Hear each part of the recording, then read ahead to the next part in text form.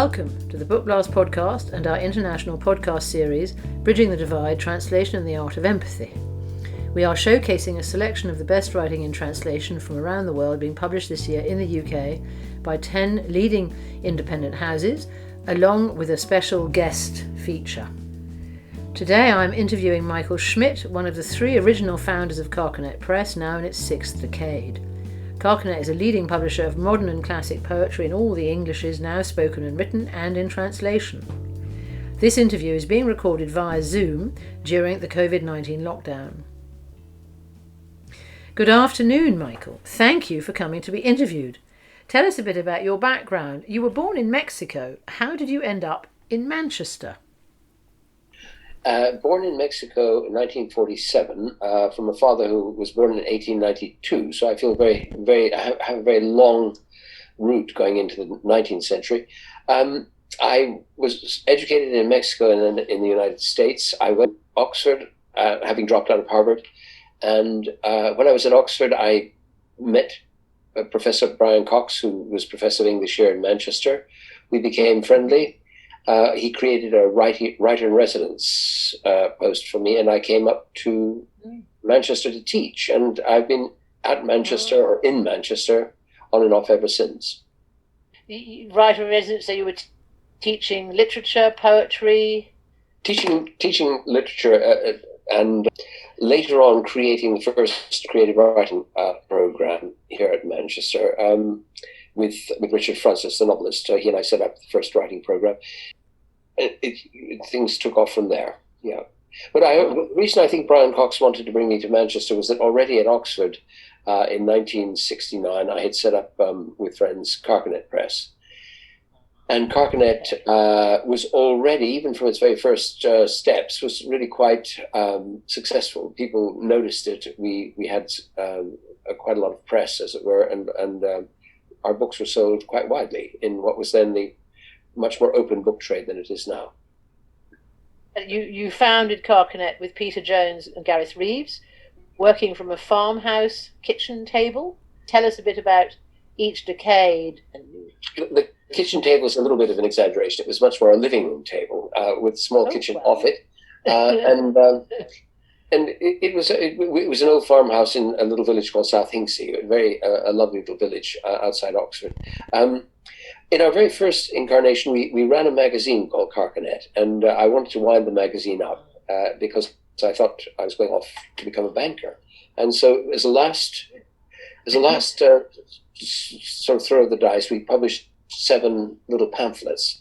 And these pamphlets got wonderful reviews in the Times and the TLS and everywhere else. And so we decided we would do a couple of books, and then we decided we'd do some more books and some more books. And so it began really as a kind of elegy, a final, as I say, throw of the dice, and it ended up as a publishing house, which has always been chasing the next ending.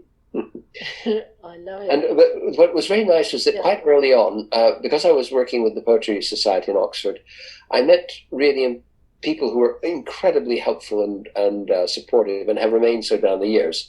One was Tony Rudolph, who you probably know from the Menard Press, another publisher of translations and English poetry. Yeah. And Tony introduced me to a number of people who were crucial in the growth of Carcanet. The most important one early on for translation purposes was Daniel Weisbord. Daniel and Ted Hughes had set up the Modern Poetry and Translation, which is still going with... Yes, MPT, yes. And Danny knew Russian, obviously knew French, and so on, and so did Tony.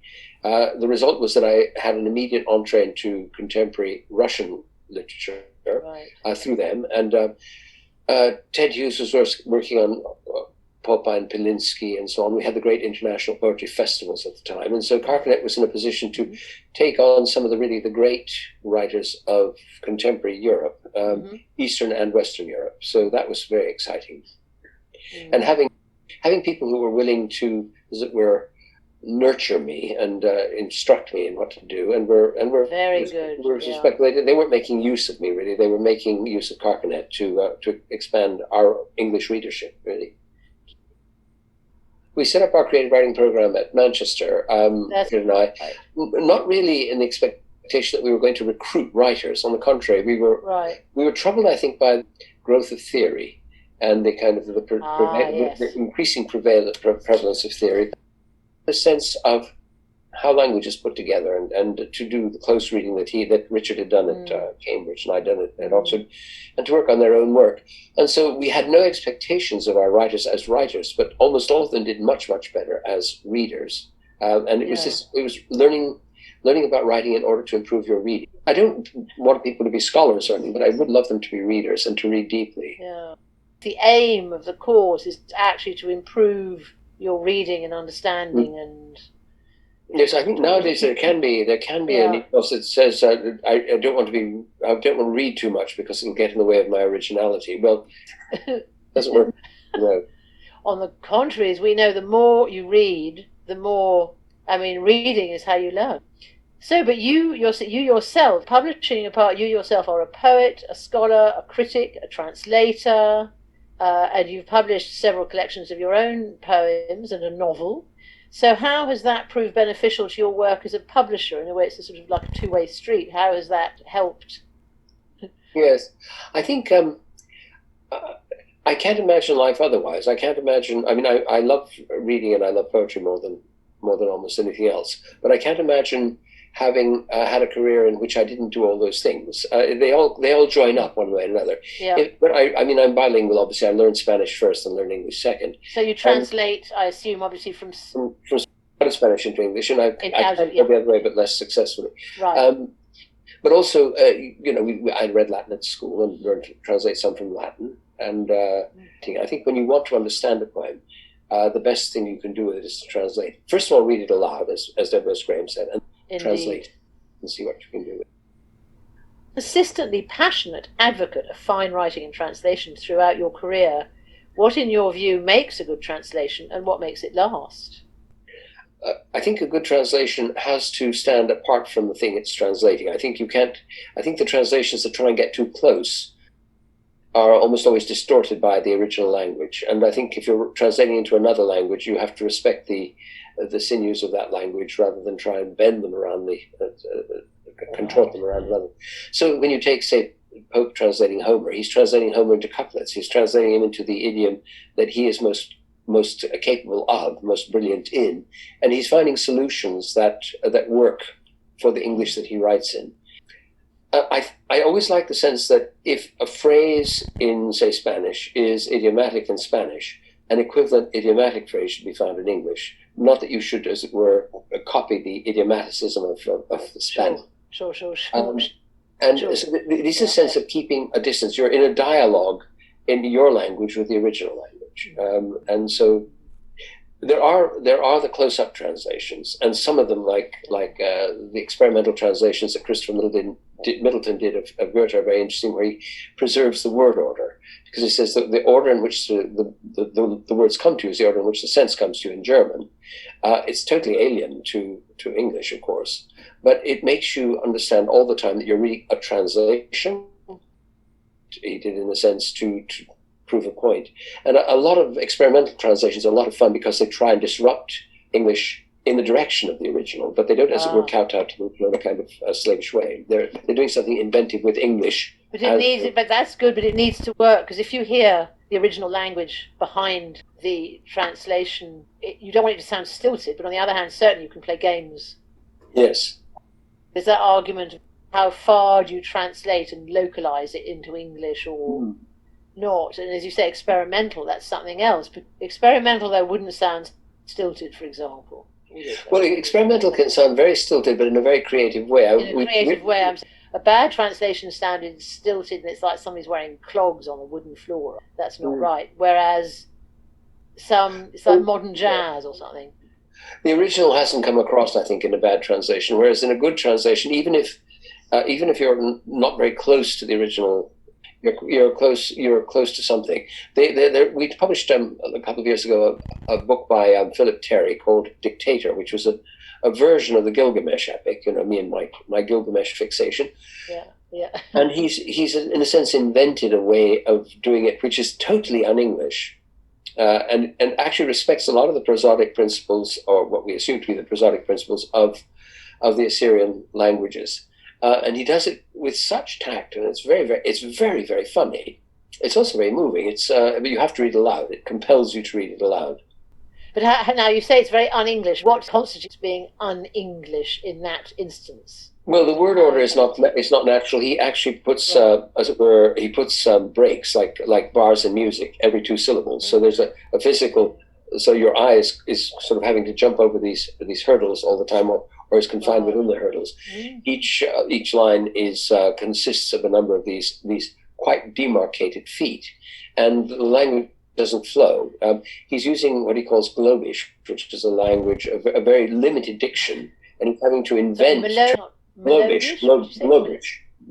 It's kind of universal English, which is a reduced diction. And you have to invent ways of saying things where the word itself does not exist. It's a wonderfully playful thing to do. Yes, so why then does literary translation have an important role to play in our changing world? And how does it help us increase our empathic capacities? I wonder if it does. I mean, empathy is one of the things that I distrust in poetry. When you have the reporter nowadays saying, your cat has died, how do you feel about that? And you have to get the feeling. This notion of empathy, it seems to be pretty obvious. The cat has died and somebody's disturbed. To bring forward the tears is I think they must get points on the BBC for making people cry or eliciting tears. But I think what translation, to be quite frank with you, translation interests me most for what it does for the translator and the translator's language, and what it does for other writers' language and other serious readers' language. Readers opening up their minds or ways of... Well, what opens up your mind with poetry is the language of the poem. And a good translation gets some of those aspects of the language and opens up the mind with those aspects of the language. I don't know, when you read, say, Geoffrey Hill's Pentecost Castle, he is the only poet in English, I think, who's ever got the actual feel of Lope de Vega's stanza form. And if you read Hill's Pentecost Castle, there are moments at which you could be reading Golden Age Spanish lyric poetry. And that's something wonderful. That has brought you something that you would not have otherwise. The poem is a very passionate poem. It's about religion. It's about love. And those are obviously empathic things. But what you're getting from the poem, as well as those things, which most poems give you one way or another, is this new resource for your ears. You hear in a different way. And I think that the translation that I most admire is translation that makes you hear differently, not necessarily feel differently. Hearing differently can entail feeling differently, of course, but the object is not empathy so much as a language resource that you're gaining from it. It sounds very cold, but it isn't. I mean, if you love poetry, the noise poems make is what you love. Publishing poetry is a tricky business. Your list comprises collections by established English language poets, new editions of work by deceased writers, and newcomers on the scene. So tell us about 5 of your lead titles in translation and what makes each one quite so special. You have a remarkable list.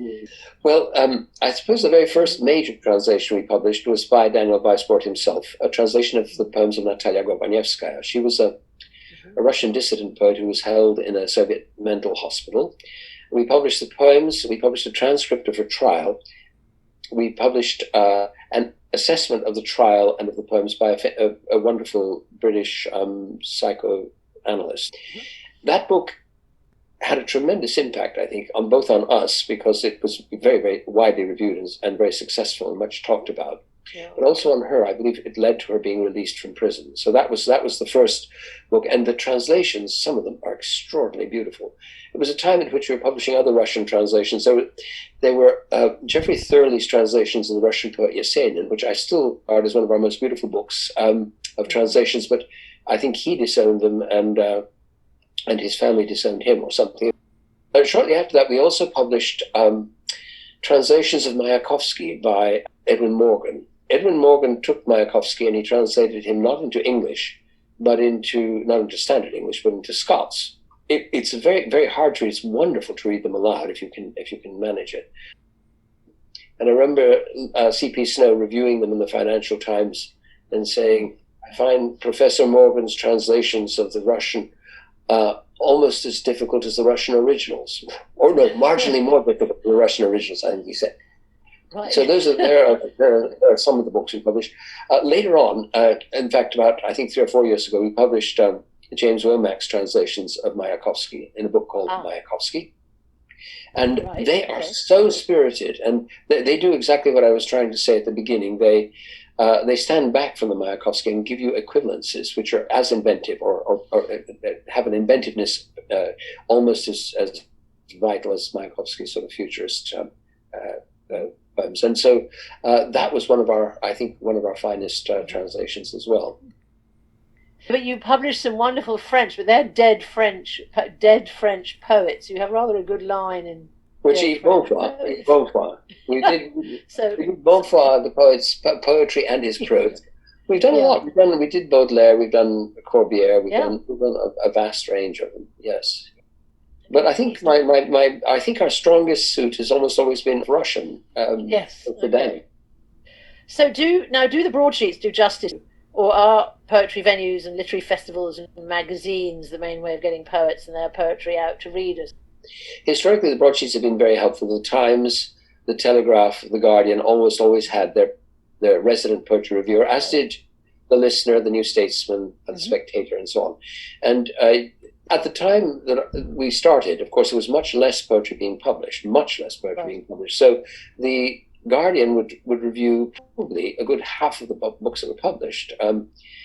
Now, of course, that's impossible because there are thousands of books published each year. And I think one of the reasons that the broadsheets seem to be less responsive is that there's simply so much daily. And in the old days, of course, the broadsheets also had a resident poetry reviewer. So the Times had Robert Nye, Martin Dodsworth did the Guardian, so on. And now that doesn't happen so often. Nowadays, you have some very good younger critics writing.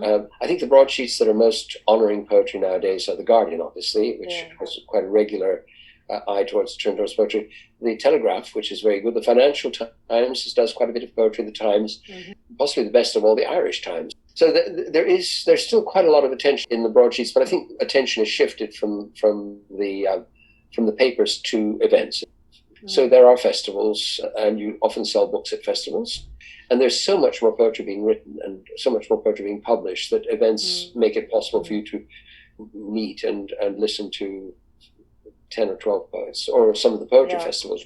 Well, Stanza's one of the great festivals. Stanza's really fine. And of course, Ledbury down here, we have Ledbury's really taken the palm quite emphatically.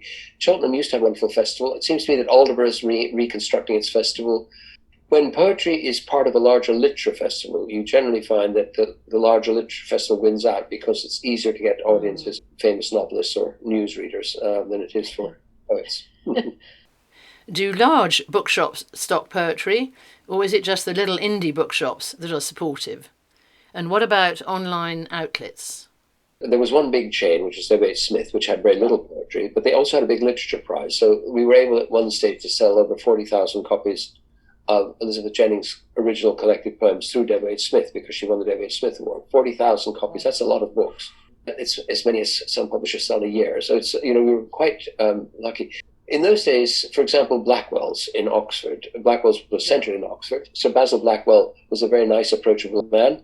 I had tea with him. He suggested that I should put a little rack in his main shop in Broad Street so we could buy pamphlets. And you had access to everyone like that. Even later on, when Tim Waterstone was setting up Waterstone's Booksellers, he spent a lot of time in Manchester where one of his main branches was established. We became good friends. He was very supportive and made sure that all the Waterstone's bookshops had substantial poetry shelves. Later on, of course, Waterstone's realized that poetry didn't turn over quite as fast as some of the other things, and so it reduced its poetry representation. Some Waterstones, like Waterstones in Amsterdam, remain major shops for poetry because the buyer has proven that he can, with intelligent buying and events, sell lots and lots of poetry. The major shops for us at the moment are probably places, well, the single best poetry bookshop in the United Kingdom at the moment is the London Review of Books bookshop in London. just near the yes, they're very good. They do wonderful events. They have lovely events, but they have about 3 or 4 bays, and they have a very brilliant poetry buyer in the form of John Clegg. That's what you need, is somebody who's passionate about poetry. And I think it follows that if you have a passionate poetry buyer who talks about the poems and pushes them, you have a chance of having a very strong poetry section. But in the old days, we could always depend on selling into the smaller chains and so on. Now it's very, very hard to penetrate Waterstones. The independents, of course, are wonderful, but there's so much product, so much poetry product is seeking so little shelf space that it's very, very hard. But some of the wholesalers are very responsive. The big other problem nowadays is with the death of the net book agreement, which said that everyone had to be able to acquire books at the same discount. But nowadays, for example, a very big bookseller can say to you, we will not carry your books unless you give us 55% discount. Yeah. There's a lot of discount. It beggars the poor author as well, because the author's royalty is halved when the discount goes over 50%. There is tremendous pressure from the retailers on the publishers themselves. We do find that Amazon is a wonderfully neutral selling ground. All of our books are available on Amazon, and anybody who wants to buy a Carcanet book can find them there. We tend to curse Amazon for various reasons, but one thing is true, it's probably a quarter of our turnover. So, and of course, during COVID, it's possibly more than a quarter. Crucial. George Steiner, the great Franco-American literary critic, essayist, philosopher, novelist, and educator who wrote extensively about the relationship between language, literature, and society. Tell us about your friendship, because he recommended books to you. He was a friend. He was a mentor. I mean, what was he like? George Steiner started contributing to PN Review, the magazine that I run. And PN Review is, I think, the thing that I love most in the world, apart from my grandchildren, of course. He started writing for PN Review major essays about literature. He wasn't that attentive a reader of poetry. He was I think he was more interested in the resistance of poetry, if you like. Poetry, resistance of power, resistance of pain, resistance of other things. He was a very good reader, and he was a very great reader of the classics. And he brought that same kind of intelligence to bear on the things that he read in the present. I think history weighed very heavily on him in a way that made him read things into context rather than away from context. He was very scary, in a sense, very delightful, very, very intelligent, and always keen to engage. He was always good at being argumentative. So he was quite a tonic. The last time I met him, unfortunately, he mentioned a set of lectures that he'd delivered and that hadn't been published. I said, you should send them to Carcanet and let me consider them. And he said, I did send them to you. You rejected them. No recollection of doing this, but I felt particularly sort of sad at myself, really. Poetry is your thing, but tell us a little bit all the same. You have published other prose. At one point, you published quite a lot of fiction, and quite a lot of fiction in translation, and you pulled back from that. Yes, I had a very good fiction reader, Michael Freeman, and he decided that we should publish not only new fiction. We did a few first novels. Sebastian Barry was one of our first novels. We did Orhan Pamuk's first novel, but there were also these rather large figures like Christine Brooke Rose, who were not being published. And her experimental fiction is fascinating and fits right into our interest in language and experiment. And so he brought her books into play. We discovered that the work of Laura Riding had not been republished, and Laura Riding was still alive, and so we worked closely with her on republishing her body of work. And so there was quite a lot of fiction that we did, translated fiction. We had a wonderful relationship with Stuart Hood. Stuart was quite a character. He was involved in the war in Italy in the hills with the partisans. Il Partigiano Johnny. He pressed us in various interesting directions. So we published Bruno Buzzati at his behest. I think it was in his behest. We published Natalia Ginsburg's novels and Sciascia, almost all of Sciascia. And we did a lot of first translations from the Italian. We did Roberto Palazzo. We did also did a major Portuguese list, and a lot of German novels. We did Michael Hoffmann's father. We did Gert Hoffmann's novels. We did a lot of German fiction. Again, helped there by Michael Hamburger, who was a great reader of German. He was one of our main advisors at the time. And so, yes, the fiction list was a huge success, and we got lots of reviews. I think our success led to other people taking up translated fiction. The 80s and early 90s, I guess. 80s and 90s, okay. Yeah. And we could no longer afford it. The advances, we were paying almost nothing for work, and gradually it became more and more expensive.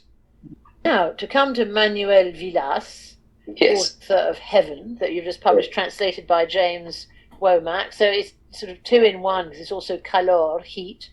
Originally from Barbastro in the Huesca region, Manuel Villas, who is one of Spain's biggest selling authors. What is his magic? What is his magic ingredient? What makes him quite so special? And though he's very local, he's also very universal.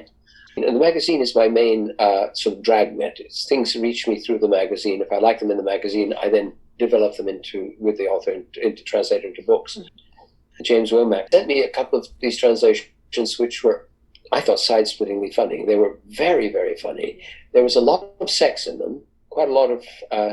The narrator's tone was very familiar and full of self-knowledge, but also a certain kind of self-loathing as well. It was a very, very familiar, not an English ironist, but something much more sort of European and unapologetic. And I loved it. And James somehow caught the tone precisely. I asked to see more and more, and then the book happened. He won we did it one year. We did a PN Review Translation Prize, and James won the prize with a Villas.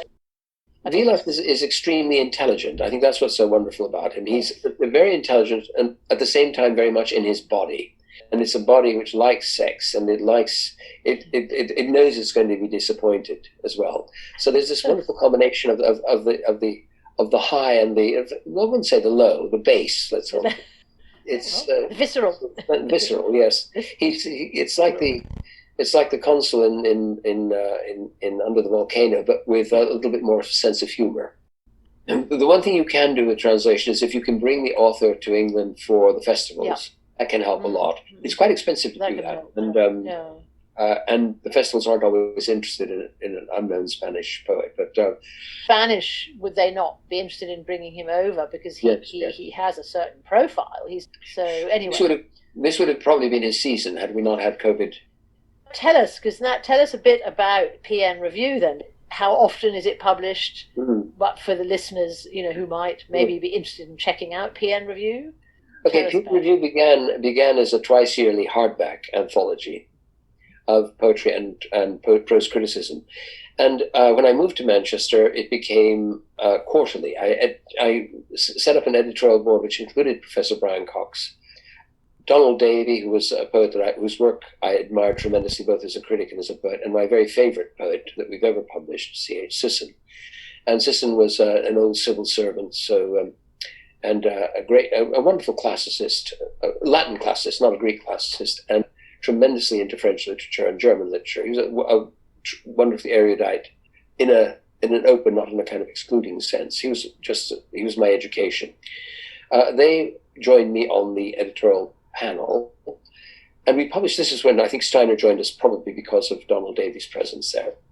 So it was quite a lively magazine as a quarterly, always taking up positions against Stand magazine, against this, against that, supporting the Book of Common Prayer and the King James Bible against the Church of England, and so on. And so it grew, and then at a certain point I decided it was exhausting to have three other editors on the board, as it were.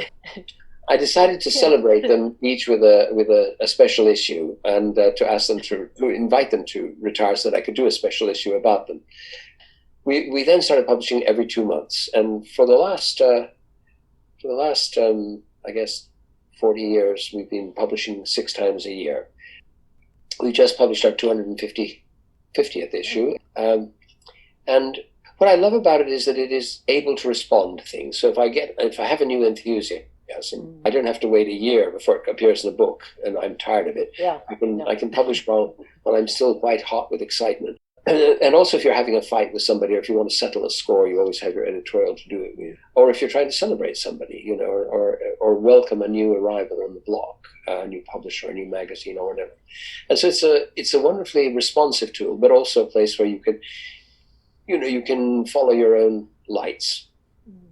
There's quite often one reads there are sort of wonderful spats. Well, wonderful is perhaps not the right word. Recently, actually, it's one of your poets you've just released. What is it? Red Dress? Rebecca what? No, it was to do with Instagram poetry and the way in which Instagram poetry was gaining ground, and was actually and now, of course, with people like Rupert has taken over all the poetry tables. I think a lot of younger writers imitate the kind of easy self-revelation and response of that kind of poetry. So who would be in your dream book club? You mean which people? Writers, which people, which writers all arguing or loving, arguing with each other, loving each other's books, poetry, fiction? I think for my book club, I would like people to be reading not the most recent books, but books that have perhaps been overlooked for a while. In other words, being not too retrospective, but retrospective enough to pick up some of the things that really do inform our culture and that are neglected. So, for example, if you have a rediscovery, like the rediscovery of David Graham, let's rediscover Graham, but let's also rediscover Burns Singer. Let's also rediscover George Barker. Let's also rediscover David Wright. Let's rediscover the poets that were around Graham, that made Graham possible, and that some of whom, of course, are as great as or even greater than Graham. Again, if look back to Auden and look at the other 30s poets, and let's have a slightly richer sense of the past, because I think our sense of the past is very spotty, is very anthological, and our sense of the present is very much starstruck by, here comes another poet who's won a big prize. They must be good. Doesn't mean that they are necessarily good. It means that they have actually touched the right buttons. So I think book clubs tend to be so fascinated. The ones that I have tried to join and have tried to stay with, but haven't very successfully, tend to be very keen on the present. And if there was a little bit more of the past mixed in with the present, it would be a richer mix. I love people who are hungry to read rather than people who know it all already. So it's fun to have making discoveries. What are some of your leading women poets, past and present, who you'd like to flag up? We have over time developed a more and more astonishing list of women poets. I think now probably 35 or 40% of our poets are women, and probably 70% of our sales come from those poets.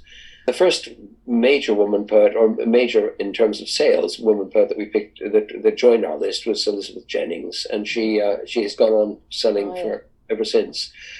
Among the Americans, obviously, we have quite a strong list with Louise Gluck and Jory Graham and a tremendous number of really good American writers.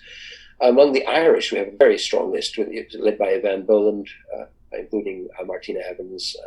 And well, there are lots.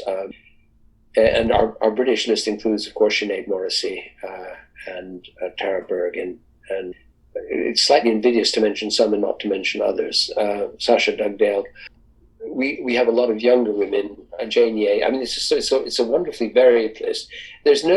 What I love about Carcanet is that there's no school of Carcanet poets, male, female, gay, or otherwise. Each poet seems to navigate by their own stars. So you can't really reduce it to a sort of formula. It's not a kind of movement. It's something much different. It's a galaxy, and in translation as well, of course.